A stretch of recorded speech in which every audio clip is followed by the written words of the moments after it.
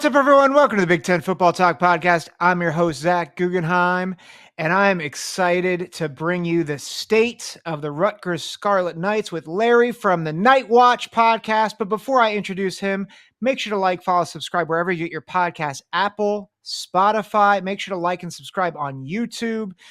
It's been a real fun journey to see our channel on YouTube really begin to get bigger. And so if you haven't already, make sure you hit that subscribe button, leave a comment.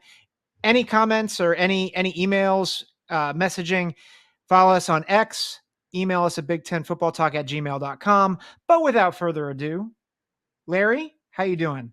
Zach, what's going on? It's an absolute pleasure to be joining you in the middle of the dog days of summer, getting ready for the football season. I'm busy, but I'm doing good, my brother. And Rutgers is kind of having some energy, so I'm doing well. I'm happy.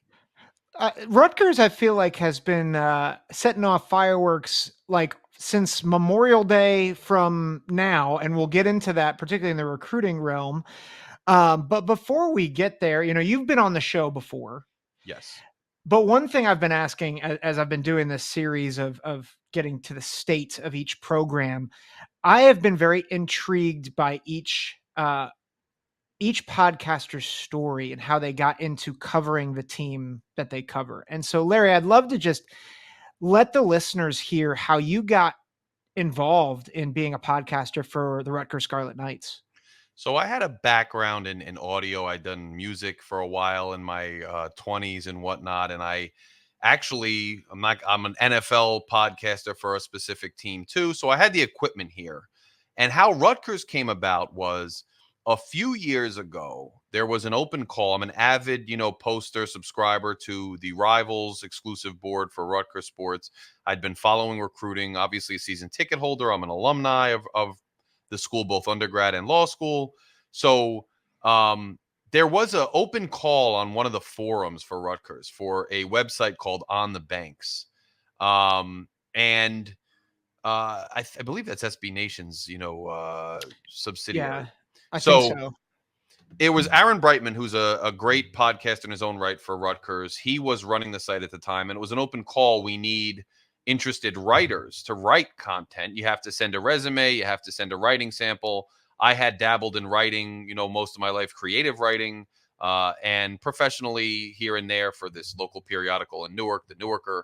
So I submitted a writing sample, a resume, and I was welcomed by Aaron to On the Banks to be kind of a writer. And I wrote not a regular column, but big picture type articles about Rutgers sports.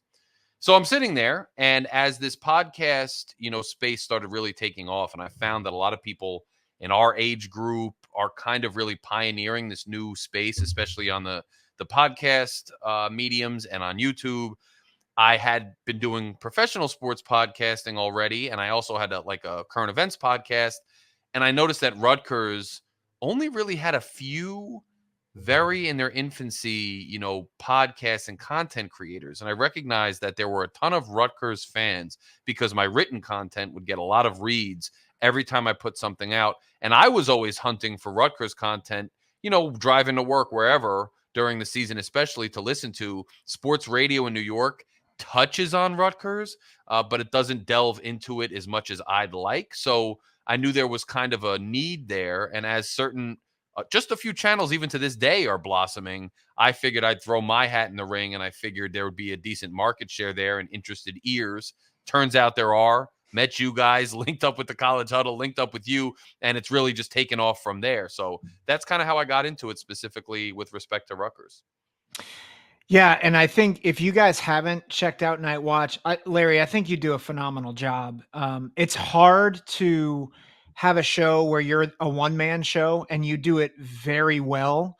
And you have been a real joy to add into the College Huddle network. And, the episode that we did back, was it middle of December, where we both said Rutgers is going to kick Miami's butt, which was great. Yes. We predicted it, and the way they were going to do it, Zach. We were on the ball like 100%. Yeah. But you have a great show. And so, guys, if you are not following Larry on YouTube, it's particularly YouTube where you're at, right? Yes, it's YouTube. And I've gone into the podcast space a little bit, but YouTube's where my bread and butter is. So that's where you're going to find all my content. Night Watch, spelled like a Scarlet Knight. on YouTube. But please follow me. I really appreciate the kind words, Zach. I mean, it's a solo show, but I put thought and effort into it, and I can kind of carry the conversation for as long as it has to go on there by myself. And click at any time. It's not usually live, but I'll do some live content in the upcoming season. But there's all kinds of stuff live from games, like tailgate videos, and then analysis and discussion about the teams, specifically football and basketball. So I'd love to have anybody who's interested join the channel and subscribe. It helps a lot. Yeah, and you are pretty you do a lot of podcasts after the fact, right? Like it's a lot of react videos. Yes, it's a lot of React videos. So you're going to get recaps of, games and events or news that comes up, but you'll get, early in the season, like last year, I did a whole prediction video of game by game Rutgers football schedule, and I was 100% accurate. Now, it's not the best feat in the world because it's not that hard to predict that schedule, but I was 100% accurate in terms of wins and losses. So I'll do it this year, like recap of the recruiting cycle, the season outlook. I do it for football and basketball. And then there's I made a little video of a tailgate in the rain, like my favorite food spot, just cool Rutgers content all around on there, but a lot of reaction, analysis, and discussion. Very cool. Very cool. Dev follow Night Watch. We're going to talk a little bit about some of those things you just touched on as well, but let's get right into it. Mm-hmm. Rutgers, I think it stunned me at least. And I think part of it is because I was enamored with Gavin Wimsatt's athleticism. But Athan Kaliakmanis transferred in from Minnesota. We kind of assumed there'd be a quarterback battle. It is not a battle anymore. Kaliakmanis is the starter. Wimsatt has transferred out. Is this good or bad for Rutgers, and why? So I think this is an interesting question, and I think I got to give some context to it. If you had asked me at the beginning of the competition, so to speak, when the end of last season, when Athan says he's going to transfer, I would tell you that I was rooting for Gavin Wimsatt because of his potential, what you just said, kind of really said it perfectly, enamored with his potential and his athleticism.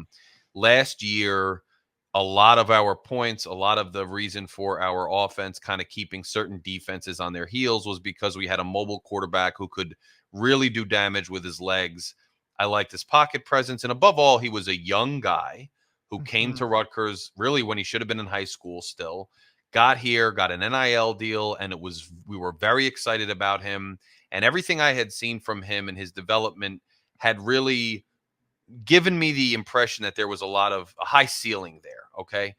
And if you had asked me a couple months ago, would it be a good thing if he's gone after spring ball? I would have said, no, I'm rooting for him. However, my answer to your question is that it's a great thing for Rutgers. Not that Wimsatt's gone, but the fact that Athan came in and there was a competition in spring that was so decisive that Athan was that much more impressive and fit the system and what Rutgers wants to do this year and what Kirk Shiraka wants to accomplish, that it wasn't even a question at all going into the summer. That tells me that Rutgers is well positioned and confident in their current starter. And here's the thing.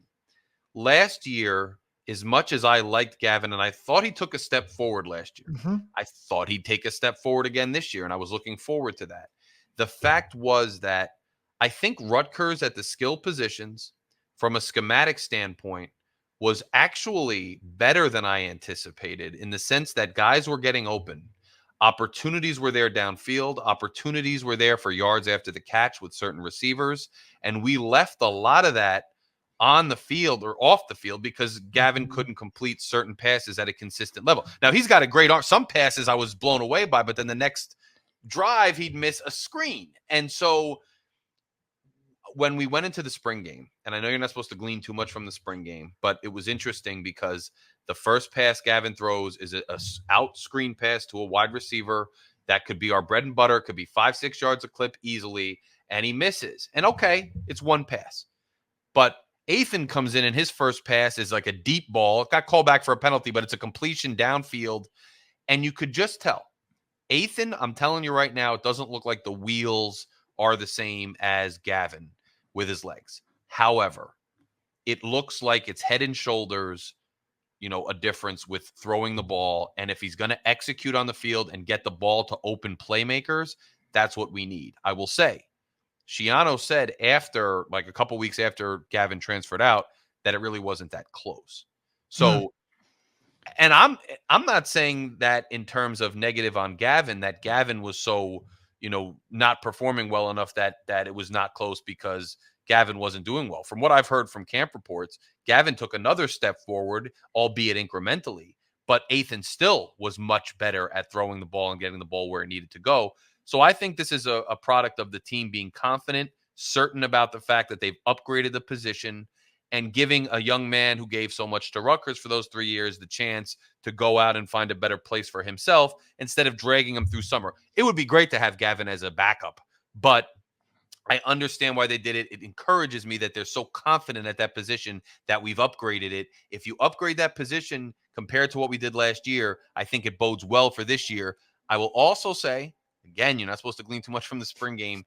I'm a tad bit bullish on a Johnny Shepard, and I know we have the freshman, and there's a lot of good things going on about him. But a Johnny Shepard, I'm interested to see what he can do, and he's probably going to be the backup. So I think overall, Zach, I think it bodes well for us, even though I might not have said that a few months ago because I love Gavin.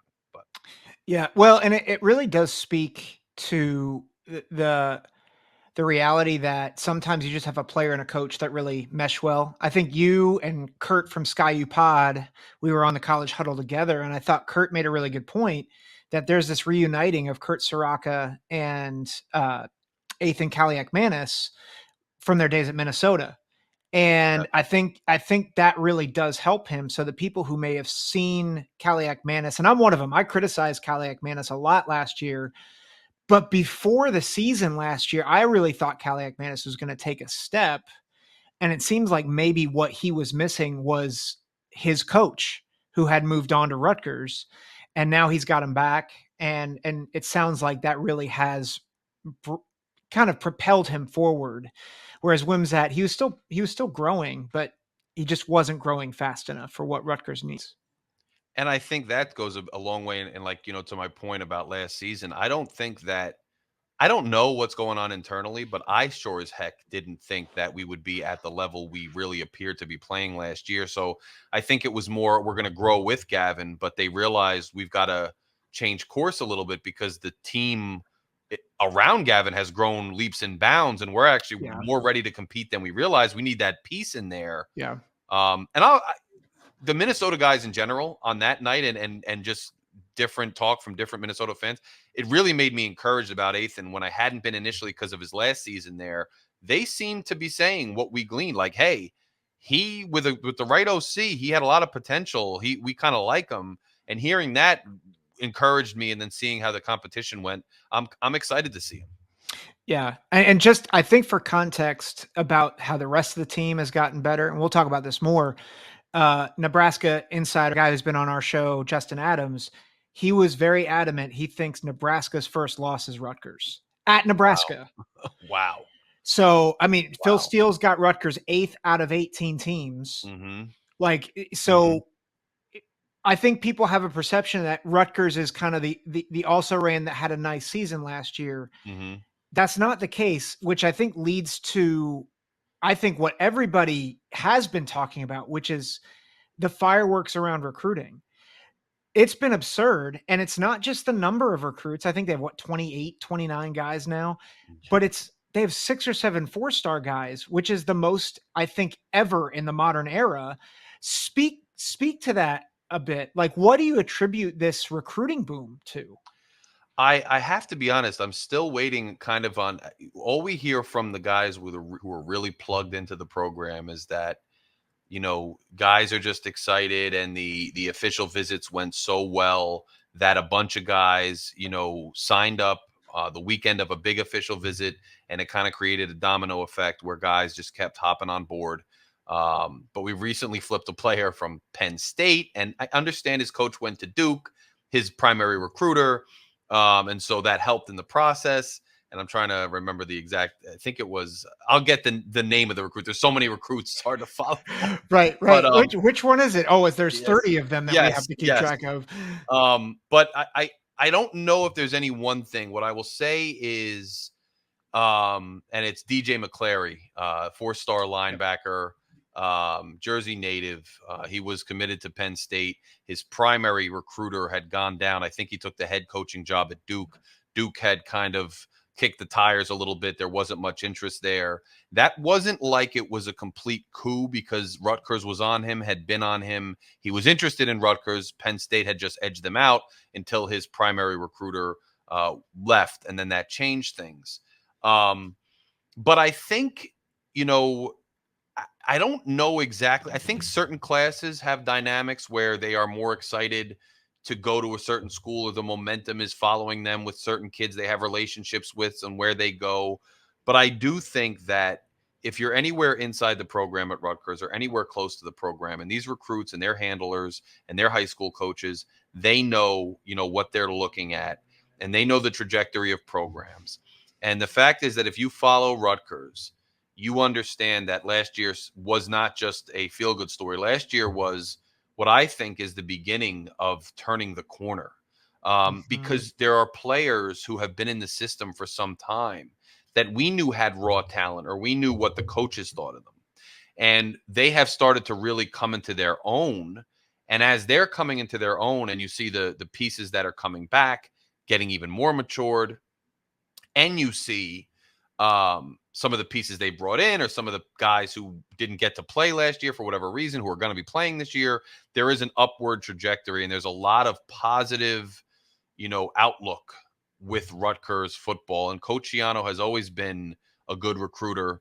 I think one of the biggest things, especially with respect to McClary, is Joe Harris-Simiak, the defensive coordinator, was one of his primary recruiters. And I think what you're seeing, Rutgers now has money that it didn't have in the previous iteration of Coach Schiano, didn't have in the Coach Ash era, where they're able to retain very good coordinators and assistant coaching staffs. And I think the consistency, the continuity, the fact that these coordinators could be in demand for other programs soon because they are that good at their job, I think there's a lot of stability and a lot of good vibes around Rutgers. One thing I will finish with saying, this is mostly high school recruiting.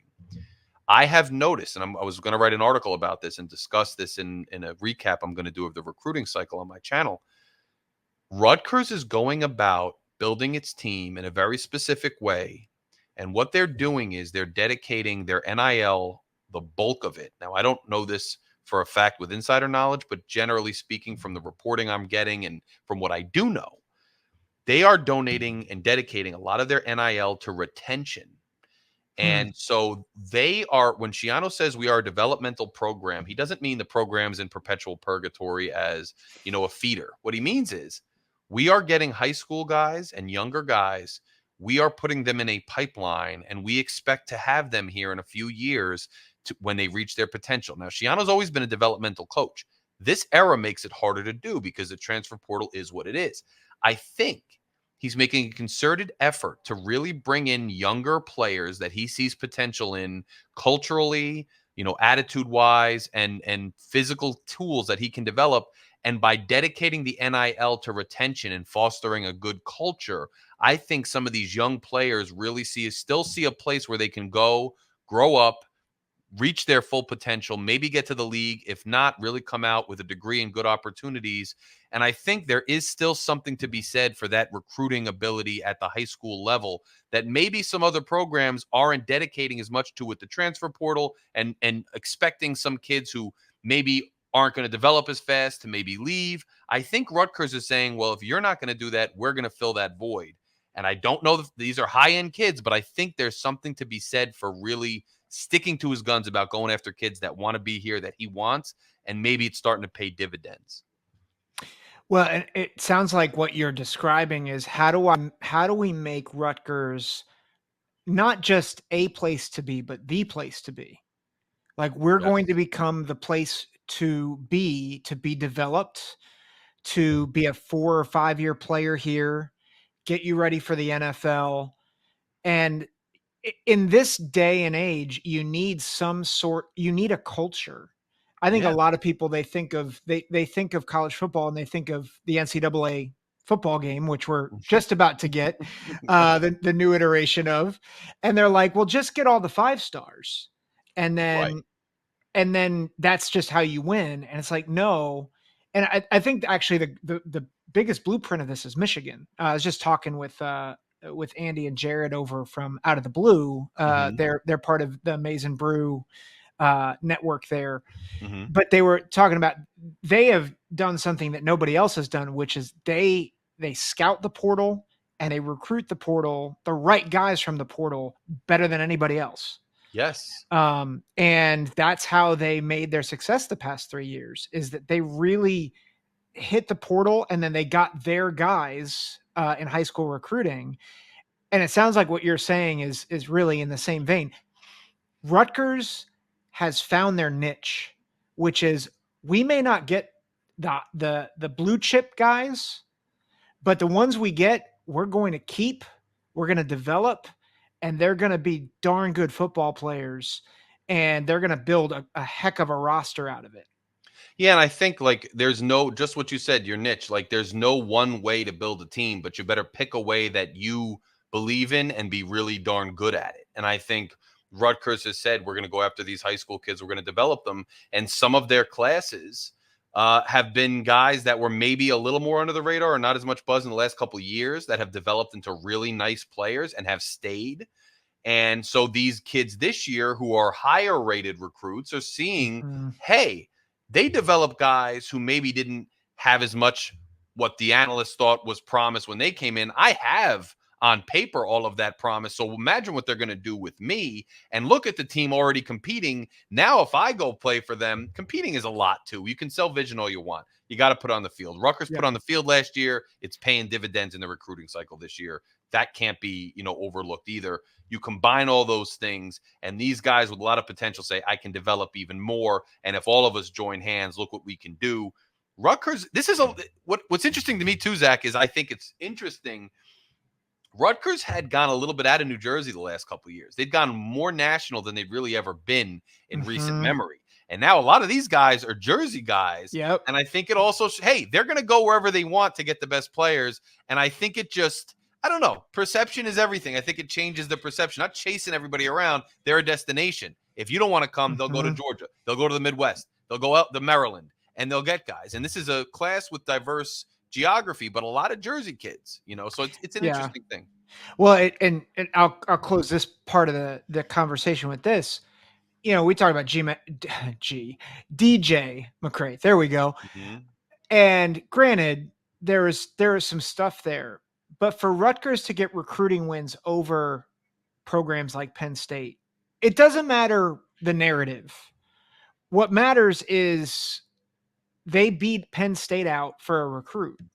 And they've beat, like, a lot, even there's some of their 3-star guys, they're not beating out Troy and Vanderbilt for some of these guys. They're beating out big time programs for some of these guys. Now, they may have been developmental prospects for some of these bigger programs, Mm-hmm. but the fact remains, part of what Rutgers has had to do is to really elevate not just their football team, but their brand. And all of a sudden they're doing that. So it sounds like you're about to respond to that. Yeah, so I think people can say whatever they'd like about who cares who we were up against, who cares about star chasing, and to some extent that's true. You're going to find the best players for your program. We get it, but I've always thought, exactly to your point, you can gauge a lot about where the program currently is standing, especially in the eyes of recruits, with who you're going up against for recruits. And it was Yep. clear when we were regressing as a program at the last years of Chris Ash, where the teams that were beating us were like, sometimes we get beat by Temple, and now we're flipping exactly what you said. Yeah, there's a narrative. Yeah, there's a reason that we got an individual to flip from Penn State, but it doesn't matter. We flipped somebody from Penn State. Yep. And usually a couple years ago, maybe, even if there was a reason for a kid to want to not go to Penn State any longer, he's not flipping to us. He's flipping to some other school. So the fact that we were able to flip a Penn State kid in general for perception, but also for the reality of people like you and I looking at the ascension of a program, it is a signifier of the growth of the program. I definitely think. Yeah. We're talking about, the new blood that's coming in, but Last season was an incredible success. 7-6 with the gauntlet that they had, and I think we could even say if they don't have the schedule they had a year ago, we're Mhm. probably talking more than 7 wins. How do they top it? Like, who are the key returners that can make this even an even better season this year? Well, I think you start with your big tackle Holland Pierce. He's somebody again who developed a big guy from the Trenton area. Was kind of out of shape when he first showed up, and now he might be a potential draft pick.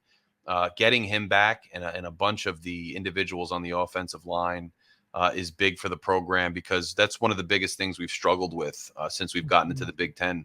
They had a pretty darn good showing last year, and Kyle Monungai, the one of the leading rushers in the Big Ten, who put the team on his back again against Miami, like I predicted he would, and in several other games. Just an absolute beast of a determined, persistent, resilient runner who gets stronger as the game goes on.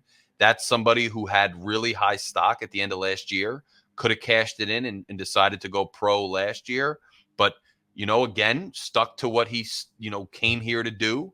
He was the younger, not younger in reality, but like the little guy compared to Jalen Berger coming out of high school, but he's turned out to Yeah. be, and that's the Rutgers way. I mean, he came and developed. He's coming back.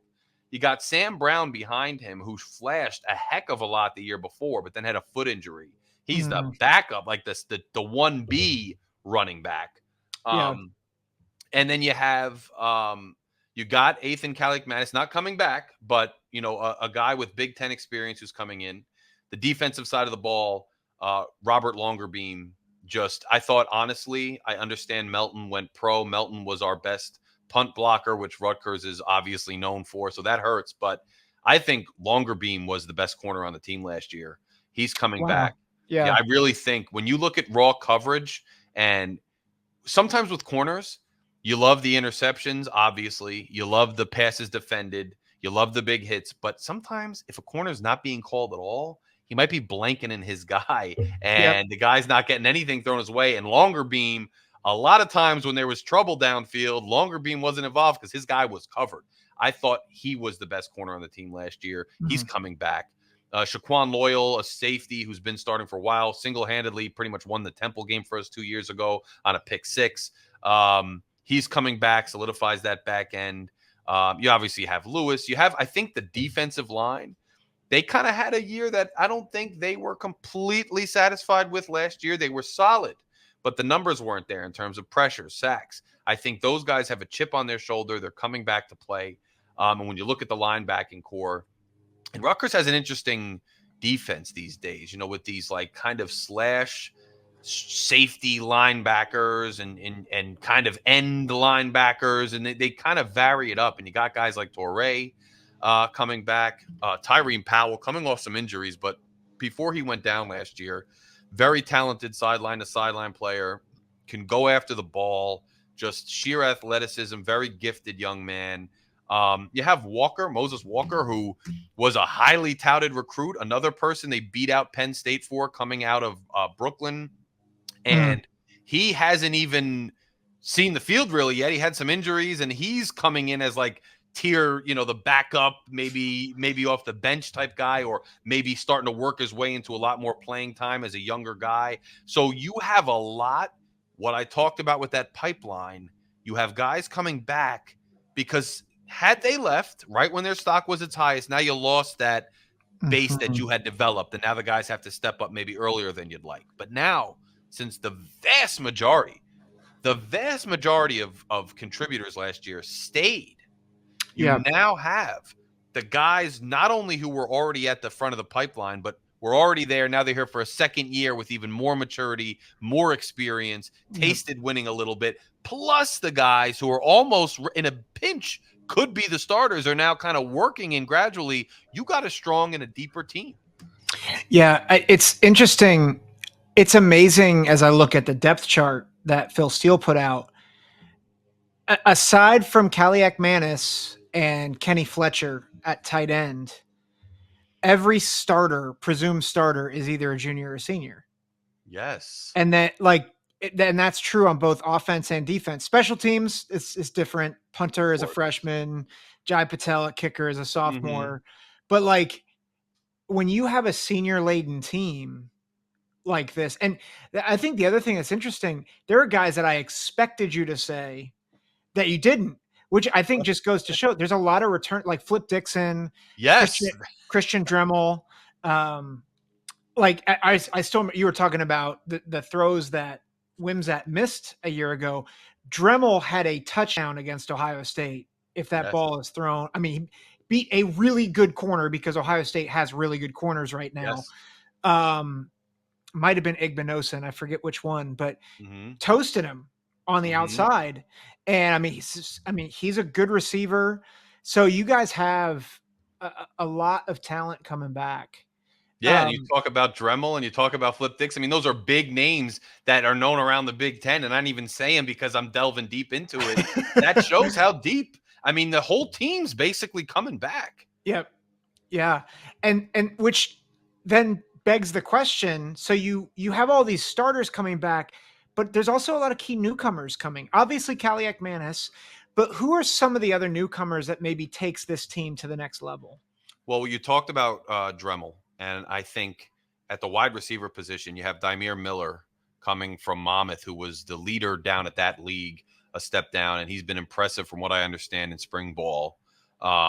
He's going to add a level of electricity to the wide receiver core.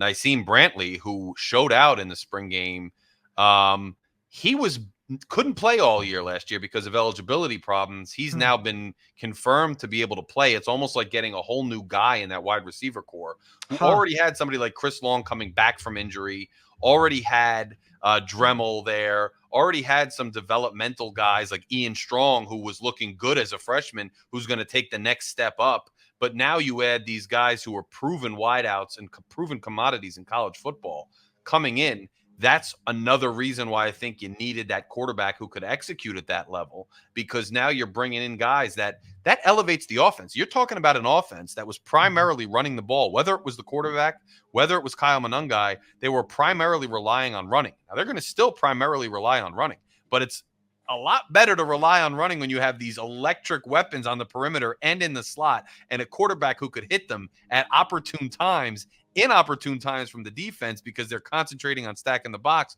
or whatever they're going to do. You got an OC like Kirk Shiraka who knows how to exploit these things with a quarterback he trusts who he's worked well with before. I think these wideouts are a huge addition to the team. I probably think they might be the biggest addition because I thought they were pretty talented last year. We had guys open, we just couldn't get them the ball. Now you're going to elevate that significantly. And obviously, when I talk about the wideouts, you got to talk about Kaliakmanis. It's a definitive upgrade over what they were last year in the passing game. You can do whatever you want with the running game. I understand that, Gavin Wimsatt, and I think there will be a noticeable drop off from the quarterback position in the running game. It was built in, it was designed. I think it worked very well in certain games, especially notably Indiana. I mean, it was pretty much sealed the game, like an 80-yard run he had. But the passing game is going to take, leaps and bounds improvement. And the running game, when you have guys like Monangai and an offensive line that I think is going to be pretty promising, I don't Mhm. think the run game as overall is going to take a big step back. So I think that's going to elevate the team quite a bit with a defense that's already solid with so many returning players. I think that gives us another dimension. It's going to be dangerous. Yeah. I was just going to ask real quick, just going back to Nassim Brantley for a minute. Is he like a 26-year-old I receiver think coming he's an out of older player. Yes. Sacred Yes. Heart for 4 years and then Western Illinois and then didn't play a Yes. year ago? Yes. So he's one of those older guys I think he's going to do well. He's got that eligibility. I don't know what went into the final ruling on the eligibility, what the issue was last year, but he's got that year of eligibility and he's that kind of player, experienced, older guy, and he looked good so far. I think it's going to add a lot to Rutgers. Yeah. It's crazy to think, and I'm sure the COVID year had something to do with it too, but It did. Yeah. they've got, yeah, I mean, they have a really solid crew of playmakers. I Mm-hmm. think Kyle Monangai, we were talking about this over at the Big Ten Huddle a couple weeks ago. Monangai is my dark horse for the Big Ten Offensive Player of the Year.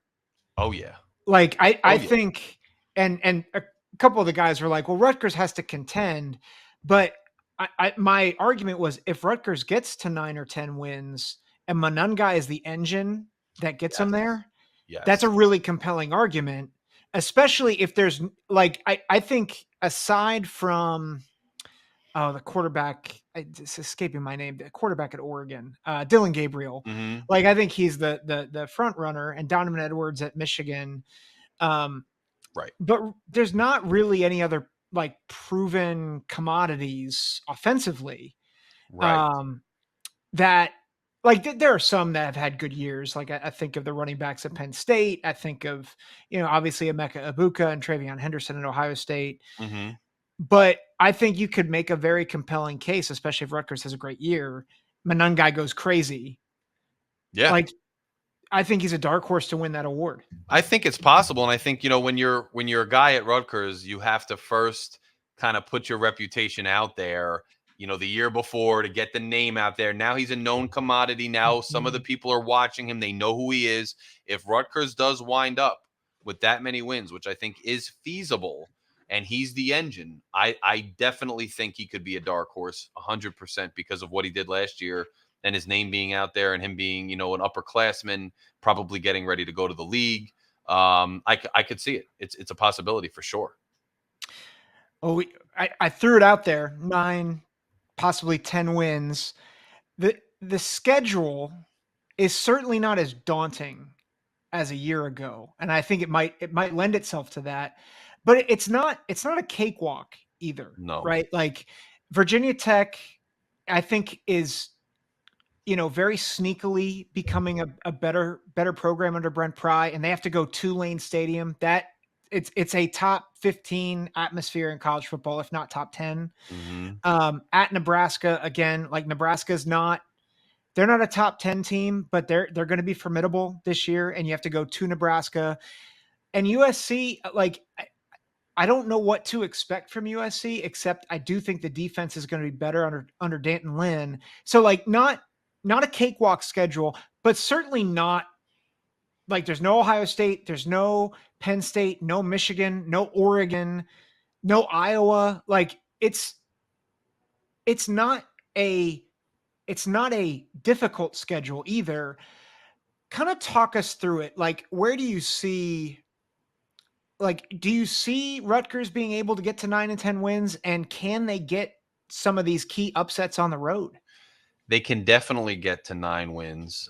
Can they feasibly get to 10 wins? Yeah. Will they? Remains to be seen. I think with expectations, the way the schedule is this year, the fact that it's one of the more favorable schedules they've had, probably the most favorable schedule they've had since they joined the Big Ten, and that isn't because anybody's a slouch. That's just because you take some of these behemoths off the schedule and you run into some other teams, maybe in a rebuilding year or a year where they're taking a step back. And Rutgers is on an upward trajectory with all these mature players. Now, there's a difference, obviously, between meeting, projecting them to do this and actually going out and doing it. I think one of the things that Rutgers is going to have to do this year is last year, the expectation, I would say, and some people were downplaying them in the Rutgers community that they didn't expect a 500 season. I expected a 500 season based on the makeup of the team, the number of years Schiano had been there, the number of years they'd been building, the progress up to that point, the way the schedule broke. I predicted a 6-6 season, a 500 season. They could have stolen one or two last year, and it would have been unexpected, and it would have been great. Now this year, the pressure's on because the expectation is for a winning season, and maybe not 9 or 10 wins. They'd have to steal some, but they're going to have to meet expectations, which is at least 8 wins, I think. And they are fully capable, based on just the way they are and the way the schedule shakes out, of you can call it overachieving. I mean, you and I might think that it's maybe achieving where they should or could be, but 9 or 10 wins is possible.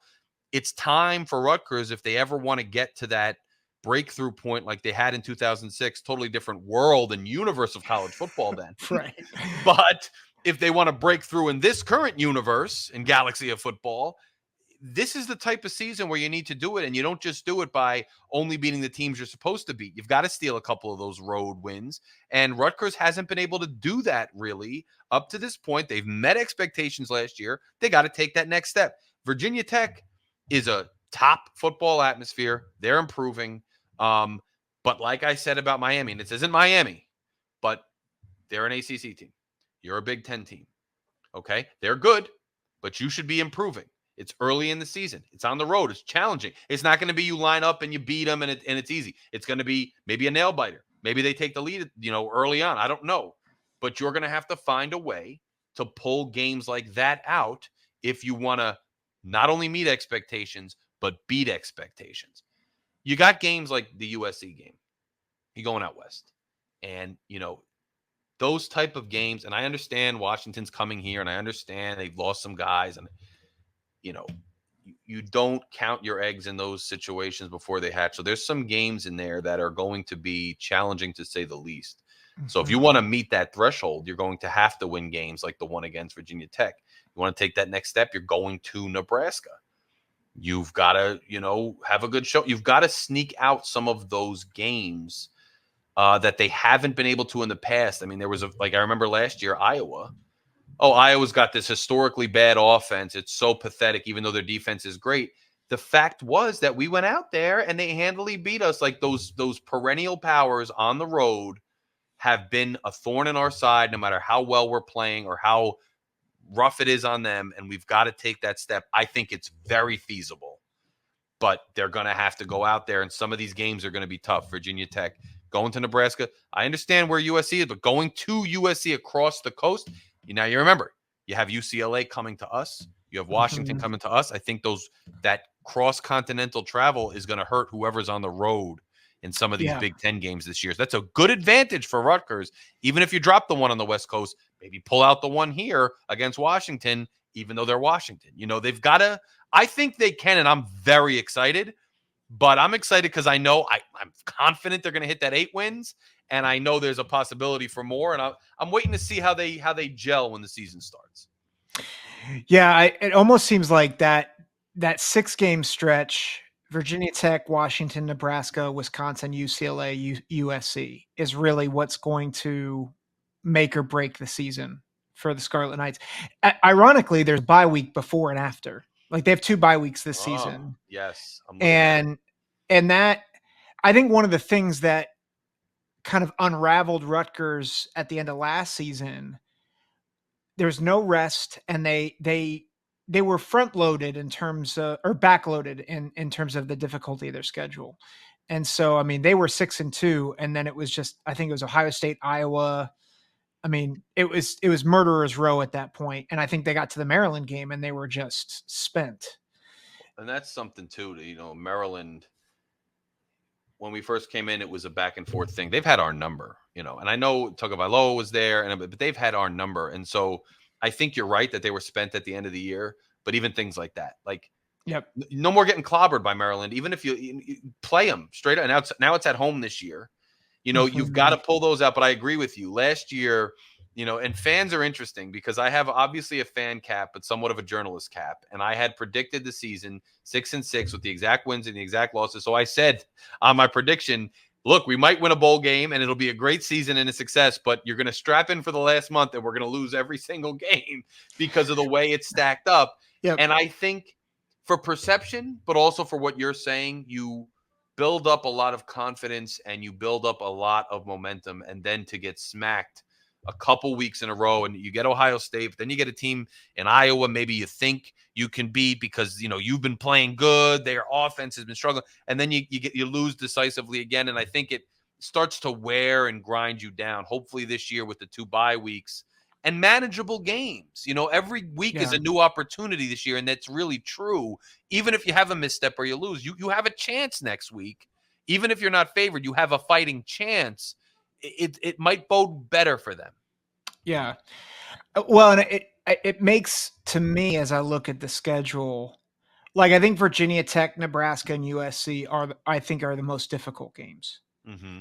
But what do they do in the in-between with Washington, Wisconsin, and UCLA?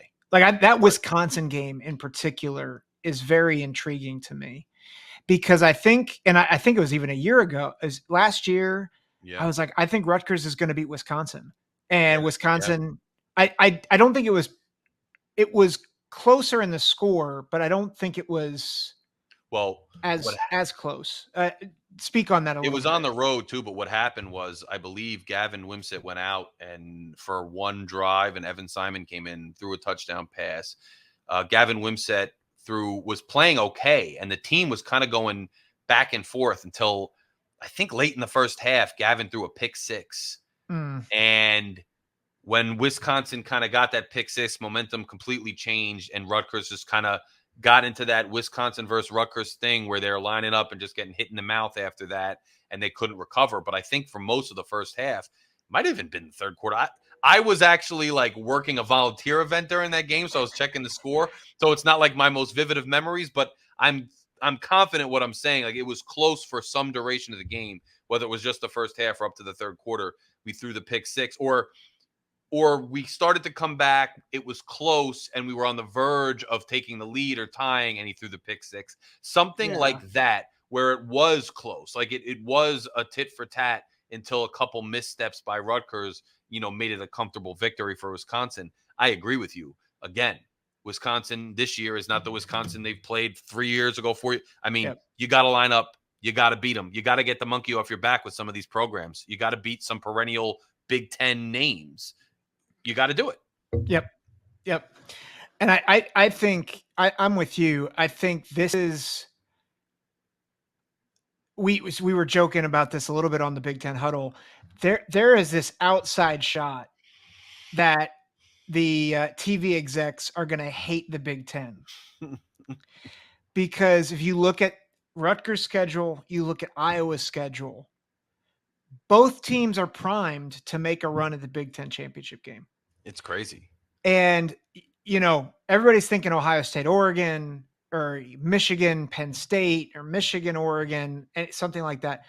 But they all have to play each other. Yes. Iowa plays Ohio State, and that's it.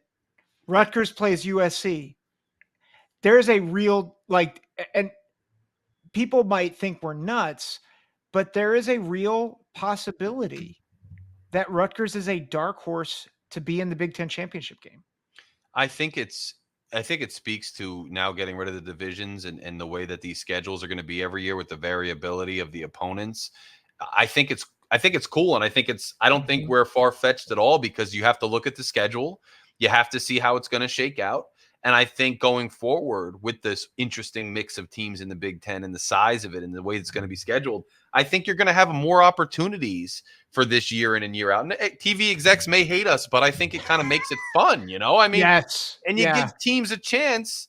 Iowa's been there so many times from the West, but teams like Rutgers or whoever has a chance in the used to be in the East that now is not playing that gauntlet. I just think it's going to make it even more interesting because of the variability in the schedule. And this year is probably one of the best examples of that we have in the next few years. And if something like that were to happen, TV execs will hate us, but they love us for all these other primetime games they're getting and all these cities they get with us now. LA, New York, So, they'll get theirs during the season with all their streams and their Thursday nights and their Friday and all this stuff. They'll have to live with it. If it's Rutgers, Iowa, I'll love it, obviously. It'll be great. It'd be great. Going to Indianapolis and hang out and, Indianapolis is I've been to 2 Big Ten championship games, and the food scene in Indy is phenomenal. I It's keep so hearing good. this, and that's what I was just gonna say. Like the St. Elmo's, cocktail sauce, whatever. I keep hearing about. I have to get there. And my mother went there for a Super Bowl for the Giants, and she loved it too. So like, I have to get to Indy. That would be the best reason to go. Rutgers getting into the Big Ten championship. So Yeah, I hope you're right. It's a great environment. Speaking of food, we're going to wrap up with this question. Rutgers is going to be a hot ticket this year. If we're going to go to a game, where should we go to grab some grub, and what should we get? Like, what is like the cuisine of New Jersey in your opinion? So there's a lot of cuisine in New Jersey, but I would say this: if you're coming to a Rutgers game, because so technically both the football stadium and the basketball arena are in a town called Piscataway, which is like a little suburb outside of New Brunswick, whereas the main Rutgers campus is in New Brunswick. New Brunswick's like a small city. You got to go to New Brunswick. And there's two places that I'm going to recommend to you. First one is Destination Dogs. It's a hot dog place. But what it is the menu is in the theme of a passport. And it's Destination Dogs because it's different style hot dogs from all around the country. And they're really gourmet. Like the bun is a pickle. Some have a pickle on the hot dog, fried on, all these different variations of hot dogs. And they're really high quality, really good. And there's like 3 or 4 of them at least that are New Jersey themed. There's a Newark hot dog, a Jersey Shore hot dog, awesome beer too, awesome atmosphere, awesome place. But if you really want to get into the nitty gritty of like a uniquely New Jersey experience, you're going to go to this place called Stuff Your Face. And it's spelled Stuff, Y-E-R, Face. Stuff Your Face. It's got a bar area, an outside bar area. And what it is Strombolis. And they call them bolies. But you're going to go and you're going to make your own. There's a whole list of ingredients, like different cheeses, different sauces, different meats. You're going to make like some kind of stromboli, put pepperoni, sausage, salami, tomato sauce, mozzarella, do all that. And it's because you get strombolis of all different types all over this country. And some of them are soggy. Some of them are hard to keep together. No, these are like perfectly wrapped. Such good quality like dough and bread that it's not going to fall apart. It goes down so easy. It's so fresh. It tastes so good. And it's a bar where a lot of like there's TVs with games on. There's places to sit. There's places to go to the bar. There's students in there. So the atmosphere is cool. It's like a bar atmosphere, but you get this really awesome stromboli. Make your own. Stuff Your Face. It's one of a kind. It's an institution in New Brunswick since the 70s. It's a must go. It's right like in the area where there's a lot of students and things. It's very down home New Brunswick. You got to visit. Those are my 2 recommendations. I am so glad that you picked something with Italian like feel, because I feel like I grew up in New Jersey for like I went, from 3 months old to end of high school into college. I was in New Jersey. And I did not realize how spoiled I was with Italian food until I moved to Pennsylvania. Yes. You don't realize till you leave. I learned how to make my own pizza because there's some redeemable Italian food. I like how you say that, redeemable. Yeah, yes. There's redeemable Italian, but New Jersey, everybody talks about the New York slice, but New Jersey really, there's a great Italian restaurant on almost every corner. Yes. In New Jersey. And yes. I have not been to Stuff Your Face, but I feel compelled to now. You'd love it. You got to go. Yeah. Yes. And also, hey, you're in there for the football games. Come to the tailgates, man. Like my tailgate, anybody's welcome. Reach out to me. It's a big public tailgate. You just give a fee or whatever. And we have really interesting menus every time. The tailgate scene is better than I think a lot of people realize at Rutgers, and it's a lot of fun. So, but make sure you report back if you go to Stuff Your Face. I want to hear your thoughts. Will do. Well, you just talked about contacting you. How do we get in touch with you? How do we follow you? How do we stay in touch with your podcast and with everything you're doing? Night Watch, Night Watch spelled like a night, KNIGHT watch on YouTube. If you want to find it, there's other I guess what's the word, like the people that play knights or whatever, so don't go for that. Type Night Watch Larry K. Night Watch Larry K. Just type it in Google or type it in YouTube search Night Watch Larry K. Find me on there, click subscribe. I've got even little excerpts about food and whatnot. Send me a message, write me a comment on Instagram. I'm Larry_AK. You can find me there and follow me there. On Twitter, just type in Larry Krayn, Krayn, but type in Larry K Night Watch on Twitter. I should come up. And I'm following the College Huddle and all that. Send me a message if you want to get together at the tailgate or whatever else. Follow me. I'd love to talk to anybody interested in Big Ten sports in general. The community has been awesome, and I think we can all learn something from each other. So I welcome followers from all teams, and I love to talk Big Ten sports in general. Great. Yeah, and guys, seriously, make sure you hit up Larry. Larry, thanks for coming on. Thank you, sir. It's great to be with you. It's so fun. Yes. And at some point, I don't know when, because I got 3 kids, and I mean we at some point I should bring my son. I brought my son to an Ohio State game last year, and I'm like, Mhm. I'd love to get him to different Yeah. venues in the Big Ten. So Rutgers is definitely one that I'd love to get to at some point. So I might join you at some point there. Would love it. So Absolutely love it. Just let me know. Just yeah, let me know. And you got to come over on my show too. We'll talk Big Ten on the Night Watch show at some point too. We'll schedule it. let's do it. Let's do it. Yes, sir. Well, and for the rest of you listening in, again, make sure you follow Larry, like and subscribe here. Thanks so much, everyone. Take care. God bless.